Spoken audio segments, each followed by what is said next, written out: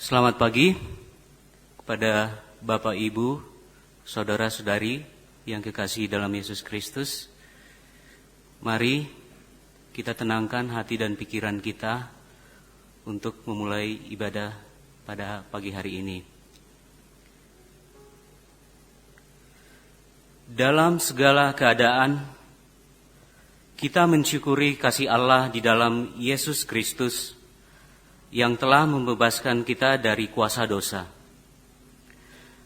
Mesti bumi sedang gelisah karena wabah, sehingga kebebasan kita untuk beraktivitas menjadi terbatas. Namun karya Allah Tritunggal tidak akan dibatasi keadaan apapun. Dalam tuntunan tema kebebasan sejati, kita menikmati perjumpaan dengan Allah. Jemaat Tuhan, mari kita berdiri memuji dan memuliakan Dia dengan menyanyikan lagu Indahnya Saat yang Teduh.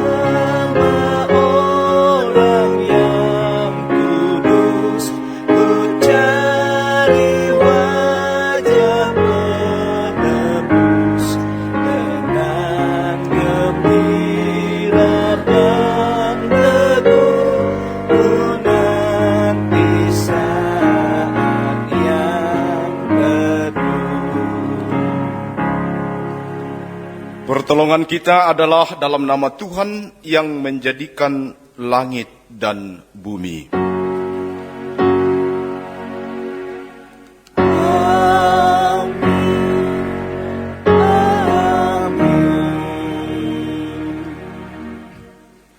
Salam dari segala orang kudus kepadamu. Kasih karunia Tuhan Yesus menyertai saudara-saudara sekalian.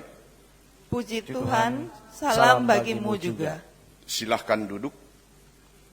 Saudara-saudara, mari kita menghadap Tuhan, mari kita merendahkan diri mengaku kelemahan kita di hadapan Tuhan.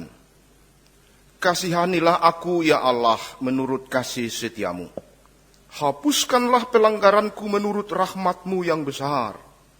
Bersihkanlah aku seluruhnya dari kesalahanku, dan tahirkanlah aku dari dosaku. Sebab aku sendiri sadar akan pelanggaranku. Aku senantiasa bergumul dengan dosaku. Dalam kerendahan anak-anak-Mu memohon. Ampunilah dan kasihanilah anak-Mu, ya Tuhan. Amin.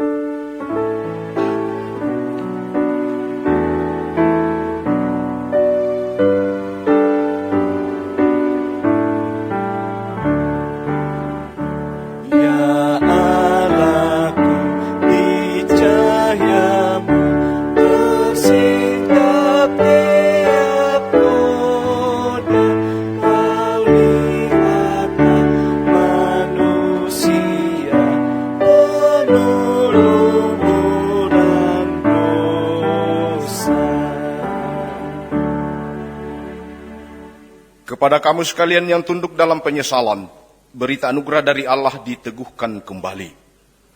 Jadi ketahuilah, hai saudara-saudara, oleh karena dialah maka diberitakan kepada kamu pengampunan dosa. Dan di dalam dialah setiap orang yang percaya memperoleh pembebasan dari segala dosa, yang tidak dapat kamu peroleh dari hukum Musa. Kisah Para Rasul 13, 38 sampai 39.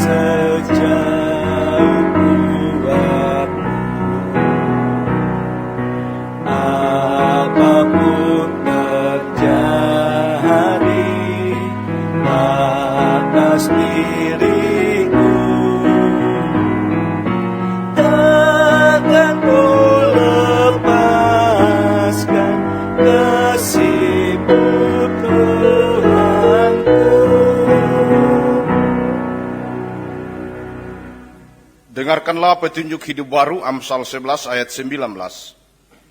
Siapa berpegang pada kebenaran yang sejati menuju hidup, tetapi siapa mengejar kejahatan menuju kematian.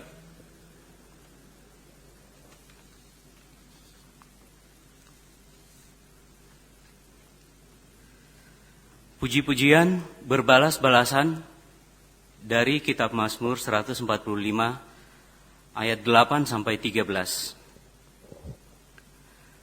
Tuhan itu pengasih dan penyayang, panjang sabar dan besar kasih setianya. Tuhan itu baik kepada semua orang dan penuh rahmat terhadap segala yang dijadikannya. Segala yang kau jadikan itu akan bersyukur kepadamu, ya Tuhan, dan orang-orang yang kau kasihi akan memuji engkau. Mereka akan mengumumkan kemuliaan kerajaan-Mu dan akan membicarakan keperkasaan-Mu.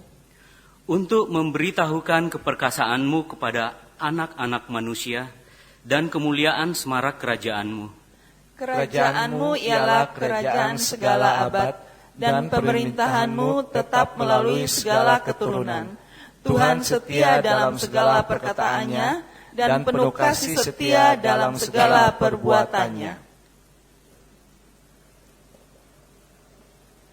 Bapak, Ibu, Saudara-saudara sidang jemaat, sekarang ini firman Tuhan akan kita baca lalu kita renungkan. Ada 3 bacaan kita di Minggu Leksionari ini. Karena itu sebelum kita membaca dan merenungkan itu, mari kita berdoa. Tuhan, kami bersyukur kepadamu sebab Engkau selalu baik, sekalipun kami dikerumuni oleh berbagai macam persoalan, terkhusus persoalan corona ini. Tapi oleh rahmat-Mu lah kami boleh beribadah sekalipun melalui virtual, seperti pada saat ini. Dan sekarang ini firman-Mu akan kami baca lalu kami renungkan. Kami buka diri di hadapan-Mu ya Roh Kudus. Kuasailah kami, agar supaya firman-Mu ini ketika dibaca dan direnungkan atas petunjuk dan restu-Mu lah kami boleh mengerti. Bukan hanya mengerti saja, tapi diberi kemampuan untuk menghidupkan firman ini. Kami sudah siap, berfirmanlah. Dalam nama Tuhan Yesus kami berdoa. Amin.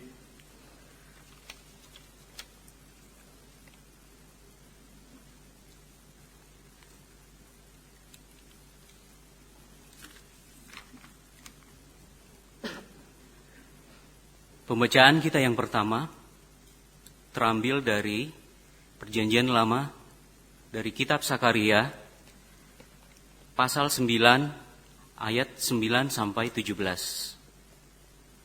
Sakaria 9 ayat 19 sampai 17. Lembaga Alkitab Indonesia memberi judul Raja Mesias di Sion. Bersorak-sorailah dengan nyaring, hai putri Sion.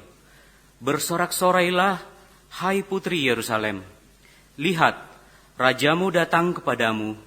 Ia adil dan jaya. Ia lemah lembut dan mengendarai seekor keledai. Seekor keledai beban yang mudah. Ia akan melenyapkan kereta-kereta dari Efraim dan kuda-kuda dari Yerusalem. Busur perang akan dilenyapkan, dan ia akan memberitakan damai kepada bangsa-bangsa. Wilayah kekuasaannya akan terbentang dari laut sampai ke laut, dan dari sungai Efrat sampai ke ujung-ujung bumi. Mengenai engkau, oleh karena darah perjanjianku dengan engkau, aku akan melepaskan orang-orang tahananmu dari lobang yang tidak berair.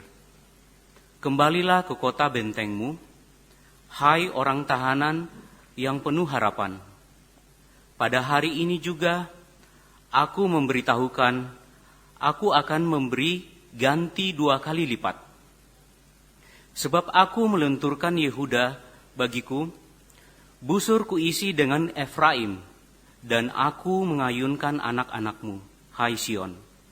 Terhadap anak-anakmu, hai Yunani, dan aku akan memakai engkau seperti pedang seorang pahlawan. Tuhan akan menampakkan diri kepada mereka, dan anak panahnya akan melayang keluar seperti kilat. Dan Tuhan Allah akan meniup sangkakala, dan akan berjalan maju dalam angin badai dari selatan.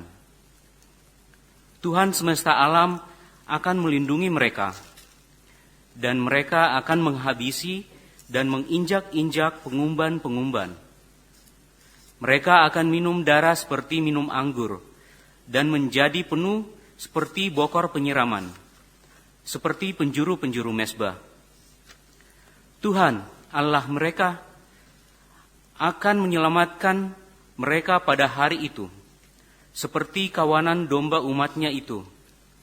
Sungguh, mereka seperti permata-permata mahkota yang berkilap-kilap.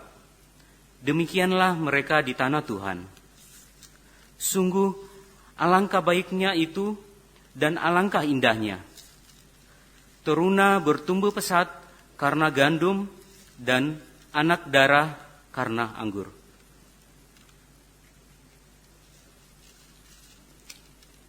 Pembacaan yang kedua diambil dari Roma 7 ayat 13 sampai ayatnya yang ke-26. Roma 7 ayat 13 sampai ke-26. Lembaga Alkitab Indonesia memberi judul Perjuangan Hukum Taurat dan Dosa. Jika demikian, adakah yang baik itu menjadi kematian bagiku? Sekali-sekali tidak. Tetapi supaya nyata bahwa ia adalah dosa, maka dosa mempergunakan yang baik untuk mendatangkan kematian bagiku. Supaya oleh perintah itu, dosa lebih nyata lagi keadaannya sebagai dosa. Sebab kita tahu bahwa hukum Taurat adalah rohani, tetapi aku bersifat daging, terjual di bawah kuasa dosa. Sebab apa yang aku perbuat, aku tidak tahu, karena bukan apa yang aku kehendaki yang aku perbuat, tetapi apa yang aku benci, itulah yang aku perbuat. Jadi, jika aku perbuat apa yang tidak aku kehendaki, aku menyetujui bahwa hukum Taurat itu baik. Kalau demikian, bukan aku lagi yang memperbuatnya, tetapi dosa yang ada di dalam aku. Sebab aku tahu bahwa di dalam aku, yaitu di dalam aku sebagai manusia, tidak ada sesuatu yang baik. Sebab kehendak memang ada di dalam aku, tetapi bukan hal berbuat apa yang baik. Sebab bukan apa yang aku kehendaki, yaitu yang baik, yang aku perbuat, melainkan apa yang tidak aku tahu kehendaki, yaitu yang jahat, yang aku perbuat. Jadi jika aku berbuat apa yang tidak aku kehendaki, maka bukan lagi aku yang memperbuatnya, tetapi dosa yang diam di dalam aku. Demikianlah aku dapati hukum ini. Jika aku menghendaki berbuat apa yang baik, yang jahat itu ada padaku. Sebab di dalam batinku aku suka akan hukum Allah. Tetapi di dalam anggota-anggota tubuhku aku melihat hukum lain yang berjuang melawan hukum akal budiku. Dan membuat aku menjadi tawanan hukum dosa yang ada di dalam anggota-anggota tubuhku. Aku manusia celaka. Siapakah yang akan melepaskan aku dari tubuh mautku ini? Syukur kepada Allah oleh Yesus Kristus Tuhan kita. Jadi dengan akal budiku, aku melayani hukum Allah. Tetapi dengan tubuh insaniku, aku melayani hukum dosa. Amin. Haleluya.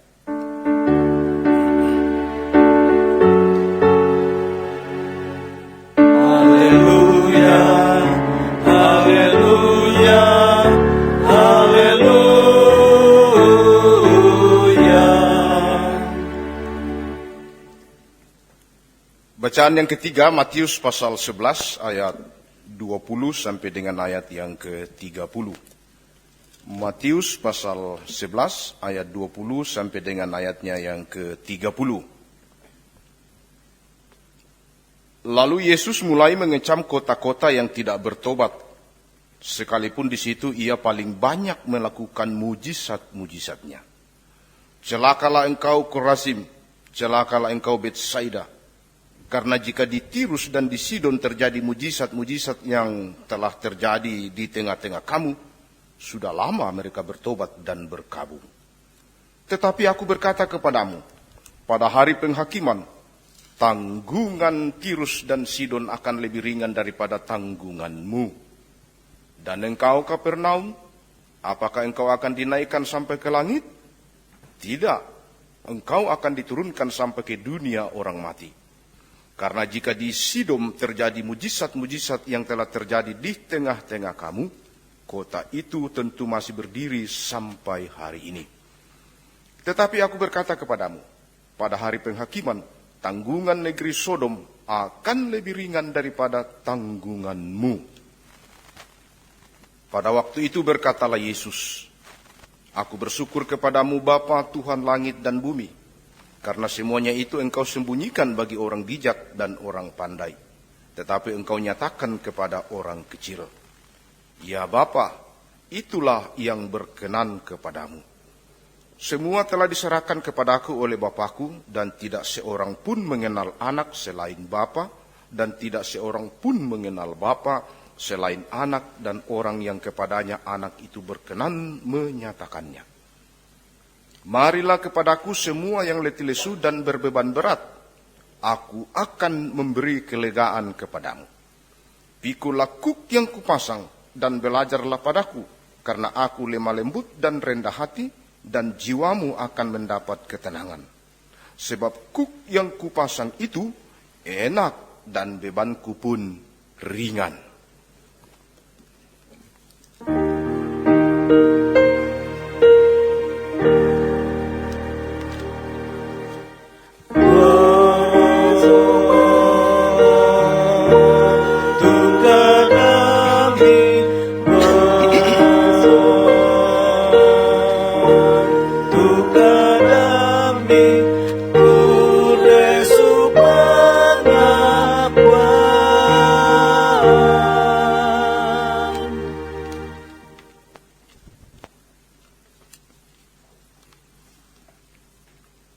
Ya baik Bapak Ibu Saudara-saudara, kita fokus pada pembacaan kedua ya, Roma pasal 7 ayat 13 sampai 26.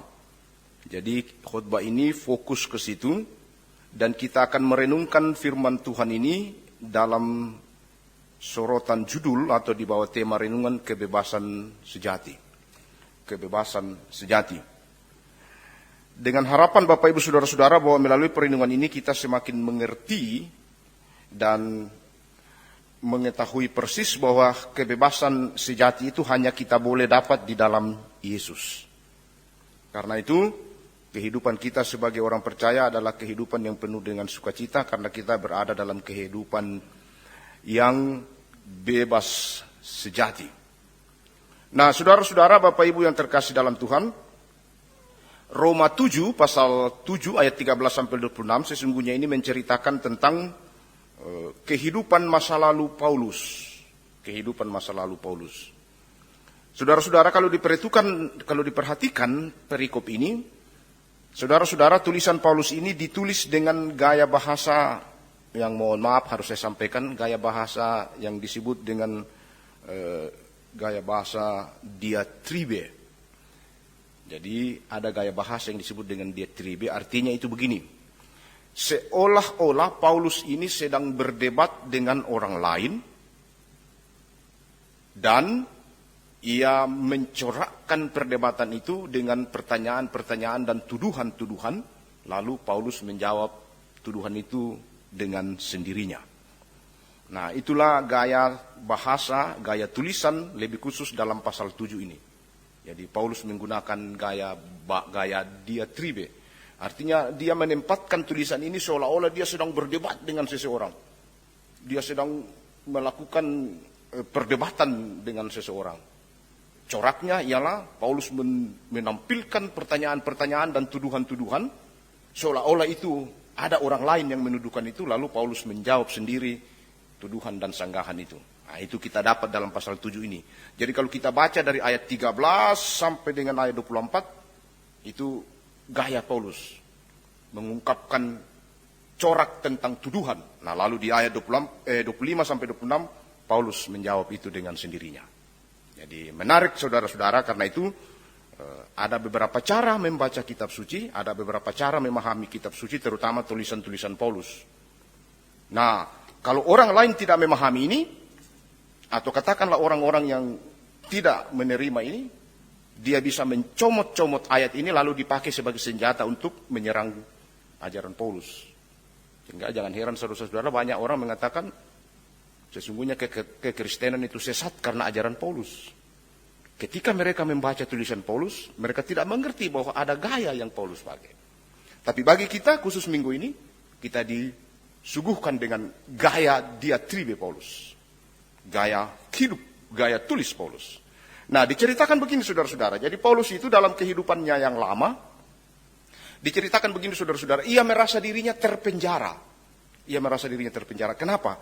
Karena saudara-saudara yang terkasih dalam Tuhan, ketika dia belum menerima Kristus, dia itu saudara-saudara yang terkasih dalam Tuhan, tokohnya orang Yahudi. Bahkan dia orang yang disebut sebagai orang yang menguasai hukum Taurat. Dia rasakan itu sebagai kehidupan yang sedang dipenjara oleh ketentuan-ketentuan hukum Taurat. Karena begini saudara-saudara, hukum Taurat itu bukan hanya 10 hukum ya, bukan. Jadi hukum Taurat itu oleh orang-orang Yahudi ditambahkan lagi dengan ketentuan-ketentuan kudus. Jadi ada sekitar 613 aturan-aturan, ketentuan-ketentuan kudus oleh orang Yahudi. Dan ketika itu dilanggar satu saja, maka semua batal. Jadi kalau Anda orang Yahudi, Anda seharusnya puasa 30 hari. Jadi sudah di hari ke-29, sudah injuri tahun, tapi Anda tidak mampu meneruskan itu, batal semua yang 29 itu. Nah, bayangkan 613 ketentuan. Nah, itulah sebabnya Paulus mengatakan, celakalah aku ini. Celaka artinya saudara, terpenjara aku di situ. Nah, lalu yang kedua saudara-saudara, pertentangan batin yang dialami oleh Paulus. Pertentangan batin. Paulus mengatakan begini saudara-saudara. Sebenarnya aku tidak mau berbuat tentang itu, tetapi kenapa aku harus membuatnya? Nah, itu. Sebenarnya tidak ada dalam niat saya untuk melakukan itu, tapi kok kenapa bisa terjadi? Nah, itulah pertentangan yang ada dalam diri Paulus. Pertentangan dalam kehidupannya. Lalu dia jawab, syukur kepada Allah. Syukur kepada Kristus. Karena di dalam Kristuslah ia menemukan kebebasan. Nah, saudara-saudara yang terkasih dalam Tuhan, yang berikut ialah mau diceritakan di sini oleh pengalaman Paulus bahwa di dalam Kristus ia memperoleh kebebasan yang sejati. Itu mau menceritakan begini saudara-saudara yang terkasih dalam Tuhan. Mengapa di dalam Kristus kita memperoleh kebebasan yang sejati? Mengapa hanya di dalam Yesus Kristus kita memperoleh kebebasan sejati? Ini kalau dibalik bahasanya, ini di luar Kristus tidak ada kebebasan yang sejati. Nah, sekarang pertanyaannya, kenapa hanya di dalam Kristus kita memperoleh kebebasan sejati dan di luar Kristus tidak? Apa jawabannya? Ini kalau ditanya kepada orang-orang Kristen, biasa saya tanya-tanya begini, Anda sudah berapa tahun jadi orang Kristen? Oh, saya sudah 30 tahun Pak Pendeta. Tolong bantu saya, kenapa hanya di dalam Kristus ada kebebasan sejati? Di luarnya tidak.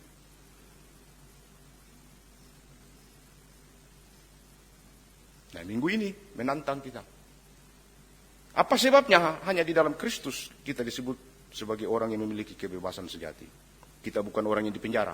Nah, saudara-saudara, itulah yang Paulus mau saksikan dalam kehidupan kita. Jadi saudara-saudara yang terkasih di dalam Tuhan, pertama-tama ini mau menceritakan kepada kita bahwa di dalam Kristus itu ada kebebasan sejati karena begini. Ketika kita berbicara soal dosa, memahami tentang dosa, saudara-saudara yang terkasih dalam Tuhan, memang juga kita harus, dalam bahasa saya selalu saya katakan dalam tanda kutip, hati-hati membicarakan dosa. Karena jangan sampai yang Anda maksudkan menurut pikiran Anda, menurut norma yang berlaku. Saudara-saudara, itulah sebabnya hati-hati memikirkan itu. Karena konsep mengenai dosa di luar dari paham kitab suci, bahaya sekali. Sekali lagi, berbicara soal dosa di luar ajaran kitab suci, bahaya sekali. Bahaya. Nah, karena itu saudara-saudara, ketika kitab suci berbicara soal dosa, maka saudara-saudara yang terkasih dalam Tuhan diingatkan kepada kita, dosa itu menurut kitab suci, menurut iman Kristen, bukan sejumlah pelanggaran-pelanggaran, bukan sejumlah kegiatan-kegiatan yang non etis saja, pelanggaran moral saja, bukan sebatas itu. Tapi ketika Alkitab berbicara soal dosa, ketika iman Kristen berbicara soal dosa, ia menekankan tentang kekuasaan. Kekuasaan. Karena itulah ketika kekuasaan itu dipaku di atas kayu salib, Yesus menyelesaikan semua itu. Dosa dengan kekuasaannya sudah tidak ada lagi. Itulah sebabnya Paulus mengatakan, hai maut, di mana kesengatmu? Jadi kekuasaan dosa itu menurut kitab suci, menurut iman Kristen sudah tidak ada, sudah dipaku di atas kayu salib. Itulah sebabnya dikatakan bahwa surat hutang dosa kita itu sudah dibayar lunas dengan cara apa? Dipakukan di atas kayu salib.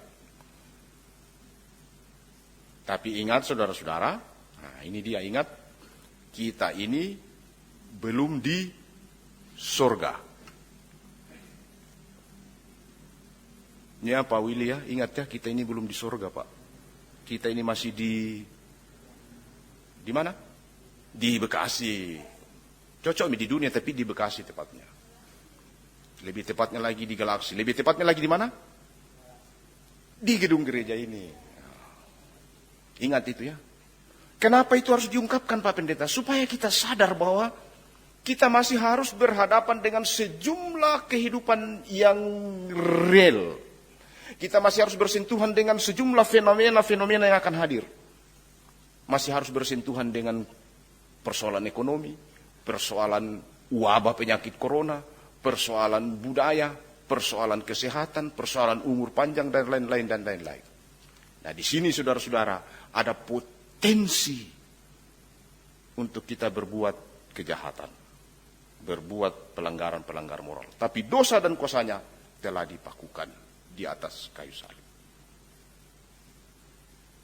Nah itulah sebabnya saudara-saudara, sejumlah ketentuan-ketentuan yang kita buat, atau kalau saya intonasikan lain kalimat ini, sejumlah kegiatan-kegiatan amal bakti kita, sejumlah kegiatan-kegiatan ibadah-ibadah kita, syukur kita, keterlibatan kita di dalam pelayanan, termasuk menyanyi, saudara-saudara, itu kita buat bukan supaya kita memperoleh keselamatan dalam artian pengampunan itu, tetapi yang kita buat itu saudara-saudara ialah sebagai apa?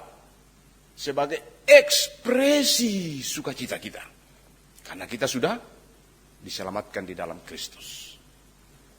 Jadi jangan bilang amal ibadah kita nanti itu diperhitungkan. Kita tidak seperti itu ya.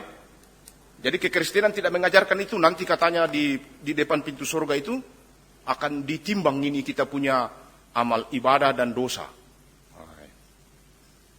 Bahaya itu. Jadi kita tidak begitu ya. Jadi bukan seperti begitu Pak Willy. Kekristenan itu tidak mengajarkan itu. Katanya nanti di pintu surga, sebelum Pak Willy dan Pak Pendeta Tarugubani masuk, malaikat bilang, tunggu dulu. Anda harus ditimbang dulu. Ditimbang. Katakanlah di tangan kiri saya ini amal ibadah kita di dunia ini. Kebaikan-kebaikan kita buat. Di tangan kanan kita ini dosa kita Pak Willy. Ketika ditimbang, ternyata dosanya Pak Willy lebih berat dari amal ibadahnya. Maka Pak Willy dikatakan, Pak Willy, masuk kau surga. Masuk kau neraka. Datang Pak Tarugubani lagi. Ditimbang lagi. Tangan kirinya, di sini tangan kiri amal ibadah, tangan kanan dosa. Ditimbang. Rupa-rupanya juga Pak Tarugubani dosanya lebih berat dari amal ibadahnya. Dibilang kau masuk neraka. Datang lagi Pak Ketua Pembangunan. Masuk surga. Ditimbang lagi. Ternyata juga sama. Dosanya lebih berat dari amal masuk. Kita tidak seperti begitu. Amal ibadah itu kita buat sebagai ekspresi syukur kita.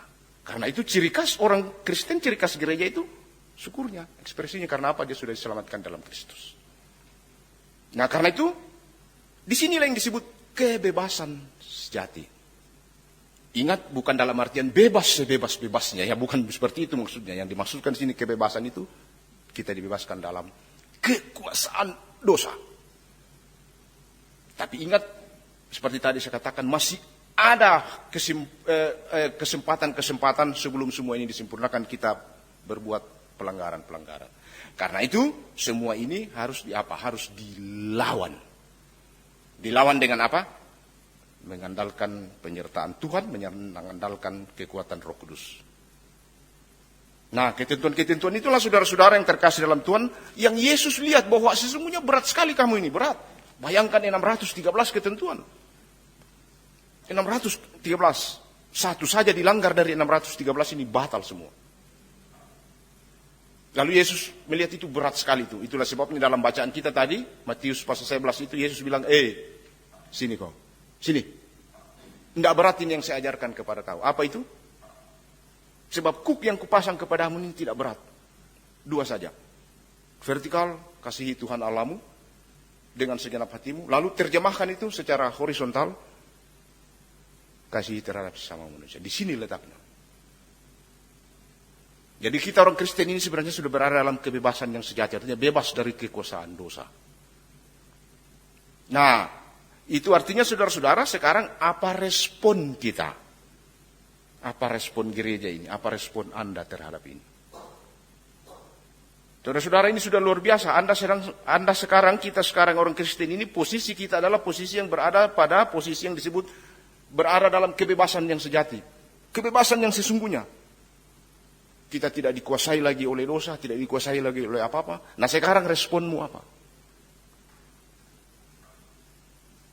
Respon ini saudara-saudara, saya selalu tawarkan begini, ini harus dipelihara, harus dijaga, harus dikembangkan. Ya, silakanlah kita menganalogikan itu bagaimana memelihara ini, menjaga ini, dan mengembangkan ini. Tapi jangan lupa, kita masih hidup di dunia yang real ini. Kalau Anda tidak menjaga itu, memelihara itu, mengembangkan itu, bahaya. Karena orang-orang selalu bilang begini, saudara-saudara, dan itu ada benarnya. Orang Kristen katanya itu, orang yang lebih dekat daripada Tuhan itu, semakin banyak pasukan iblis datang mengerumuni dia. Semakin banyak pasukan iblis datang untuk menggoda dia bagaimana supaya dia jatuh ini. Tapi kalau orang-orang yang sudah tidak menerima di luar Tuhan,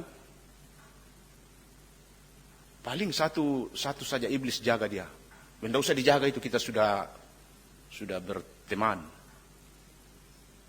Ini yang orang-orang yang dekat dengan Tuhan ini, dikerumuni kita itu dengan pasukan. Nah, kalau kita tidak kuat menjaga itu, tidak kuat di situ, jatuh kita. Tapi percayalah bahwa di dalam Kristuslah kita menemukan kebebasan sejati. Itulah yang Paulus ungkapkan dalam jawabannya ketika ia mendebat dirinya sendiri. Dia katakan di dalam Kristus, syukur di dalam Kristus, aku temukan semua itu. Nah, saudara-saudara, peliharalah ini, jaga ini dan kembangkan. Status kita adalah orang yang berada dalam kemerdekaan sejati. Pertahankan itu. Amin.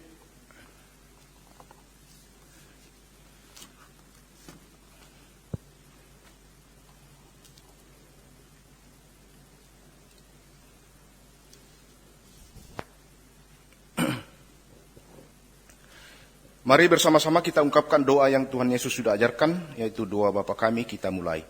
Bapa kami yang di surga, dikuduskanlah namamu, datanglah kerajaan-Mu, jadilah kehendak-Mu di bumi seperti di surga.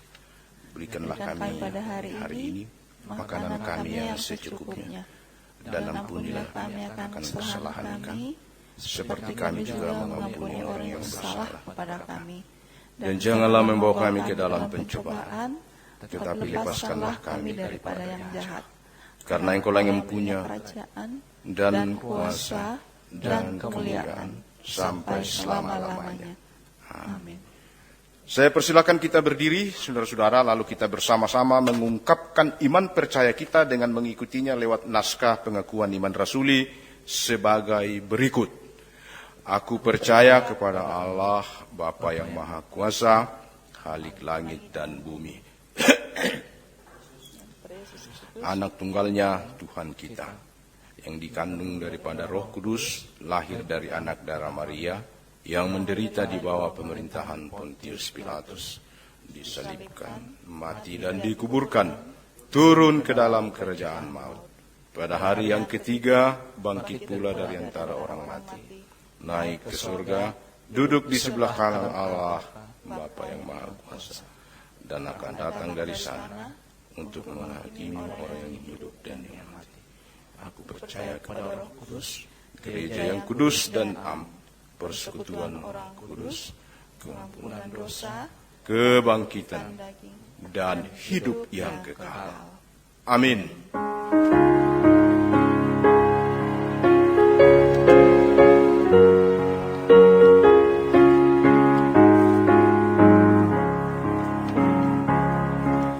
Beroleh berkat yang tak kunjung lenyap, yang tidak diberi dunia. Di relung hatiku, walau syarat beban, ada damai sejahtera pekan. Yesus yang selalu tinggal serta, Dia di dalamku, ku dalamnya. Aku senantiasa menyertai-Mu, itulah janjinya kepadaku.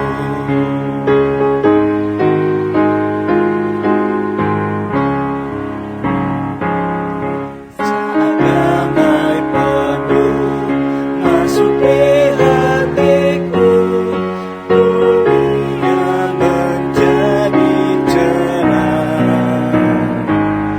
Kesusahan lenyap, tak berganti terang. Yesus Tuhan agung mulia. Yesus yang selalu tinggal serta, Dia di dalamku, ku dalamnya. Aku senantiasa menyertai-Mu, itulah janjinya kepadaku.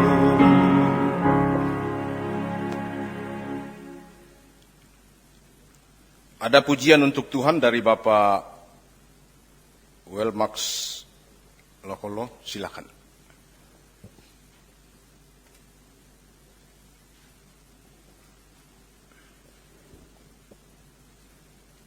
Shalom, selamat hari Minggu. Satu pujian buat Tuhan dan kita semua. Satu hari lagi.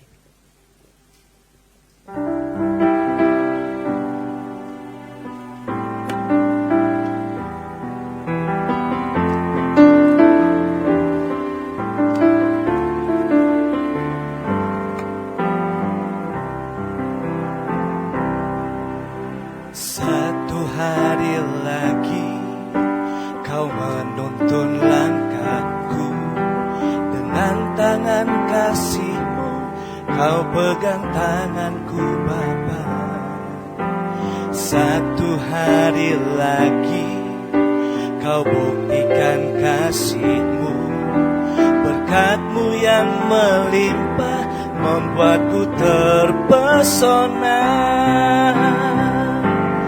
Hanya satu yang ku minta, ajarku mengasihi-Mu dengan segenap hatiku seumur hidupku.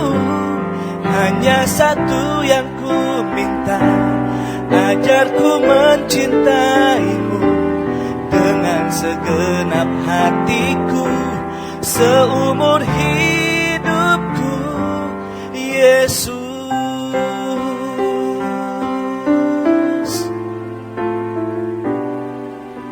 satu hari lagi Kau buktikan kasih-Mu, berkat-Mu yang melimpah membuatku terpesona. Hanya hanya satu yang ku minta, ajarku mengasihimu dengan segenap hatiku seumur hidupku. Hanya satu yang ku minta, ajarku mencintaimu dengan segenap hatiku seumur hidupku, Yesus.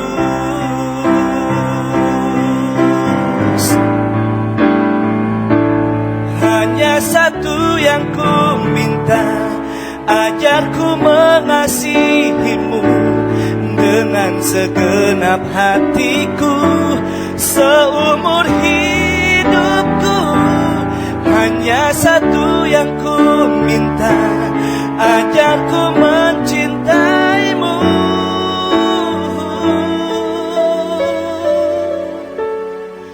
dengan segenap hatiku,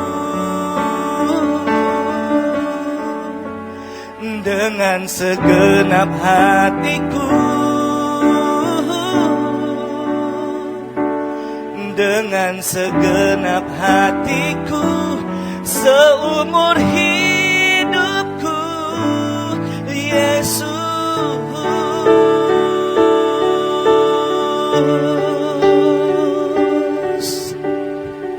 Puji Tuhan, terima kasih.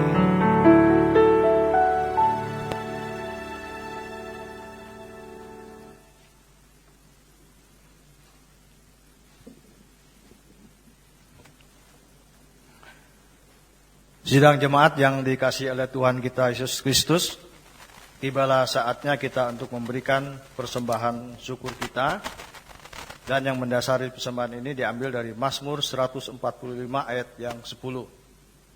Segala yang kau jadikan itu akan bersyukur kepadamu, ya Tuhan, dan orang-orang yang kau kasihi akan memuji Engkau. Persembahan yang akan dijalankan ada 3 kolekte. Yang pertama itu untuk operasional gereja Galaksi, yang kedua, pundi kedua untuk BPS, pundi yang ketiga untuk diakonia.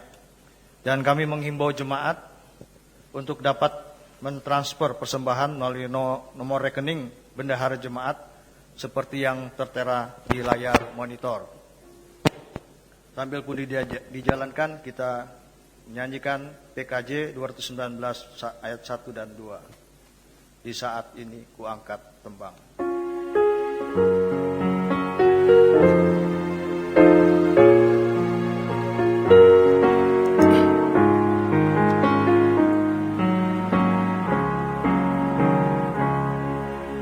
Di saat ini kuangkat tembang, kuangkat tembang bagi Yesus. Di saat ini ku ucap syukur, ku ucap syukur padanya. Ku kasihi Engkau, ku kasihi Engkau, ku kasihi Engkau, Yesus Tuhanku.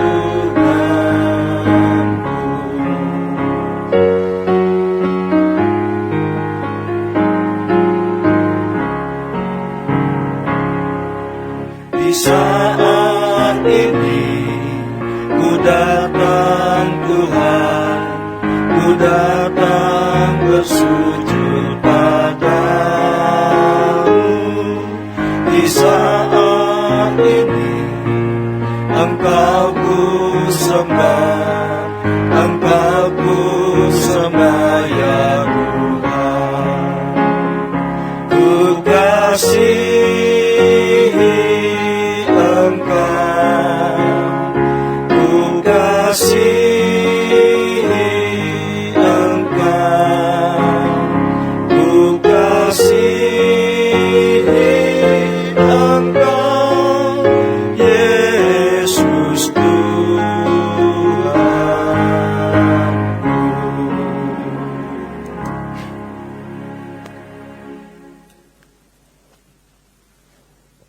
Mari kita berdoa syafaat. Terima kasih Tuhan, Engkau baik sekali kepada kami yang sedang beribadah secara virtual ini. Engkau mengantar akta ibadah ini tiba pada akta doa syafaat. Terima kasih Tuhan, kiranya apa yang kami buat ini berbau harum di hadapan-Mu. Terima kasih Engkau banyak melibatkan saudara-saudara kami dalam rangka mendukung ibadah virtual ini. Majelis gereja, pengerja gereja, operator musik, kantoria, bahkan saudara-saudara kami sebagai kameraman, Engkau pakai sebagai alat-Mu untuk melaksanakan ibadah virtual ini dengan baik.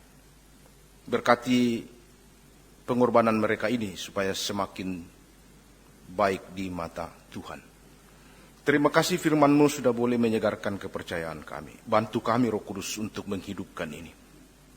Terima kasih Tuhan, kami sudah boleh bernyanyi, melakukan beberapa lagu dan masih akan menyanyi lagi nanti. Juga puji-pujian dari Bapak Willy. Kiranya semua ini berkenan di hadapan Tuhan. Terima kasih Tuhan, kami telah memberi persembahan syukur. Ajar kepada kami menggunakan persembahan syukur ini dengan baik dan benar. Ya Allah, ya Tuhan kami berdoa untuk pelayanan gereja-Mu di sini, di Jemaat Galaksi ini. Tuhan berkatilah pelayanan ini melalui wadah sekolah minggu, melalui wadah PPGT, melalui wadah PKB, PWGT, panitia yang ada, pengerja-pengerja gereja, majelis gereja dan keluarganya, hamba Tuhan yang melayani. Tuhan, kami berdoa kepadamu untuk mendoakan saudara-saudara kami yang sakit, sebab Tuhan berkuasa atas penyakit. Bapak MS Lume, Bapak Lukas Elisa, Seba Singkali, Luther Tandibongga, Welem Tangga, Irmia Uju, Betsy Limbong, Agustina Tanditasak, Ibu Tirmua, Ibu Rumiris Trise, Ibu Melianti Erpong Tambing, anak kami Rannu. Kami berharap sekali Tuhan melakukan hal yang baik kepada saudara-saudara kami yang sakit ini, agar suatu saat mereka boleh sembuh. Banyak juga saudara-saudara kami yang berulang tahun minggu ini. Juga banyak di antara mereka yang bersuka cita dalam bentuk-bentuk lain. Kiranya semuanya ini berbau harum ketika mereka berdoa di hadapan-Mu ya Tuhan. Kami berdoa untuk penyelesaian pembangunan gedung serbaguna di jemaat kami. Bukakan kami jalan Tuhan, supaya suatu saat nanti boleh selesai dengan baik, dan di situ nama Tuhan akan kami agungkan. Ya Allah, ya Tuhan kami, terus-menerus kami berdoa untuk pergumulan corona ini. Kami mohon sekali kepadamu Tuhan, Engkau menghentikan ini. Tapi kami juga sadar bukan kehendak kami yang harus jadi, melainkan kehendak Tuhan. Karena itu berkati saudara-saudara kami yang bertugas menangani persoalan corona ini. Juga berkati jemaat-Mu di sini dalam rangka mempersiapkan diri untuk masuk dalam ibadah new normal. Kiranya semuanya nanti boleh berjalan sesuai dengan kehendak Tuhan sendiri. Banyak saudara-saudara kami, banyak anggota jemaat-Mu yang bergumul dalam kehidupan mereka. Bergumul mencari pekerjaan, bergumul mencari pasangan hidup, bergumul secara pribadi, dan lain-lain. Kehadapan-Mu lah Tuhan kami mohon penguatan dan topangan Tuhan. Ya Allah, ya Tuhan kami, dalam kehidupan yang sementara kami jalani ini banyak sekali perjuangan yang sementara kami geluti. Banyak sekali jeri juang yang sementara kami lakoni. Juga banyak sekali pergumulan hidup kami. Karena itu Tuhan izinkanlah kami pribadi lepas pribadi pada kesempatan ini menyampaikan kepada Tuhan pergumulan-pergumulan hidup kami seperti berikut ini.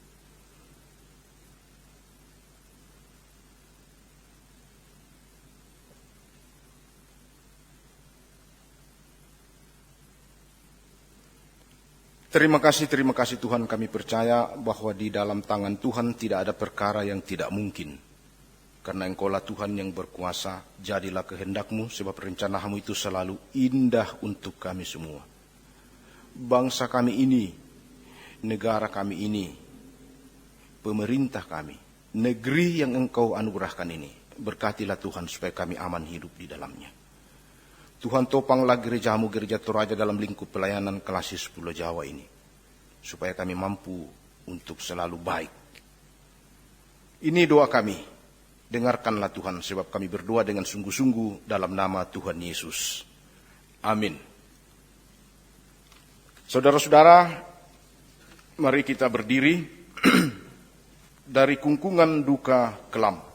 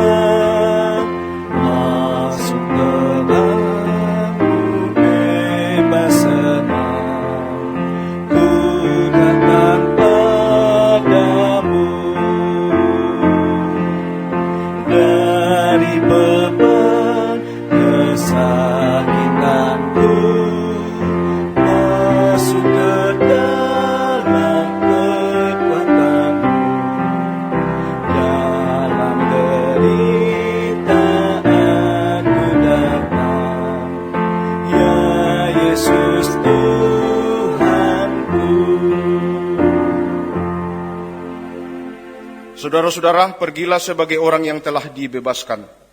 Meski keadaan sekarang tampaknya mengurangi kebebasan kita, namun kebebasan sejati adalah kelepasan dari kuasa dosa. Tetaplah taat kepada Allah dan kepada mereka yang menjadi alat Tuhan untuk hidup bersama. Terimalah berkat Tuhan ini. Tuhan memberkati engkau dan melindungi engkau. Tuhan menyinari engkau dengan wajahnya dan memberi engkau kasih karunia. Tuhan menghadapkan wajahnya kepadamu dan memberi engkau damai sejahtera.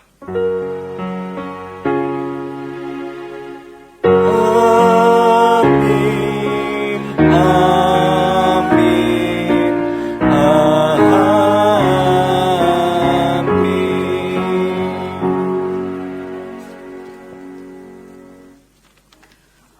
Lagu penutup, Yesus memanggil.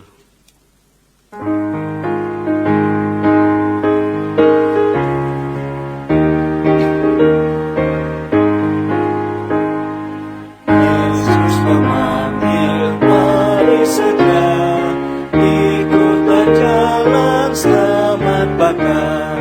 Jangan sesak dengar sabdanya, hai marilah segera. Senang, bebas dosa, hati pun tenang, bersama Yesus dalam tenang, di rumah yang kekal.